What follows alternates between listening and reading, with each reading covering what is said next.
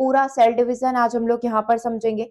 चलिए, तो बिल्कुल एनर्जी के साथ हम लोग यहाँ पर स्टार्ट करेंगे सेल डिवीजन को, कोशिका विभाजन को। अब नॉर्मल सी बात है कि कोई कोशिका जो होती है कई बार विभाजित होती है, ठीक है। एक कोशिका में कई बार विभाजन होता है, तब जाकर वो किसका निर्माण करती है, बहुकोशिकीय जीवों का निर्माण करती है। अब हमको पता है कि हमारा शरीर जो मिलकर बना है वो कोशिका से मिलकर बना है। कोशिका ऊतकों का निर्माण कर रही है, ऊतक अंग का, और अंग क्या कर रहे हैं, पूरा ऑर्गन सिस्टम अंग तंत्र का निर्माण कर रहे हैं। तो बेसिकली क्या हुआ होगा, सेल डिवीजन यहाँ पर हुआ होगा, कोशिका विभाजन यहाँ पर हुआ होगा। कुछ एक कोशिकीय जीव हो गए जैसे बैक्टीरिया हो गए, कुछ प्रोटोजोआ यहाँ पर हो गए, ये भी विभाजित होकर अपनी संख्या को क्या करते हैं, इंक्रीज करते हैं, ठीक है। तो देखो, जब शरीर के किसी ऊतक को चोट लगती है तो वो क्षतिग्रस्त कोशिका के स्थान पर क्या करता है, नई कोशिकाएं कोशिका विभाजन के द्वारा बन जाती है। इसीलिए कोशिका विभाजन सभी जीवों के लिए एक महत्वपूर्ण प्रक्रिया यहाँ पर मानी जाती है।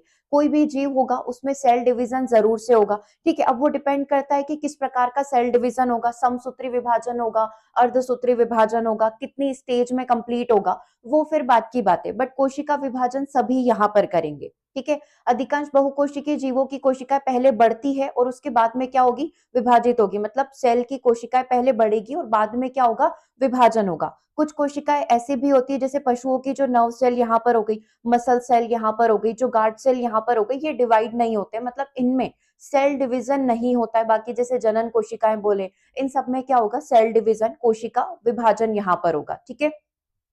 तो देखो, सबसे पहले कोशिका पहले वृद्धि की प्रावस्थाओं से गुजरती है, मतलब सबसे पहले इनमें क्या होगा, ग्रोथ फेज यहाँ पर होगा, ठीक है। सबसे पहले क्या होगा, वृद्धि की अवस्थाओं से गुजरेगी, फिर क्रोमोसोम की प्रतिकृति बनाएगी, मतलब अपने ही क्रोमोसोम का वो क्या करेगी, रिप्लिकेट यहाँ पर करेगी। उसके बाद उसमें क्या होगा, विभाजन होगा, ठीक है। और यही चक्र क्या कहलाता है, यही चीज क्या कहलाती है, सेल साइकिल कहलाती है।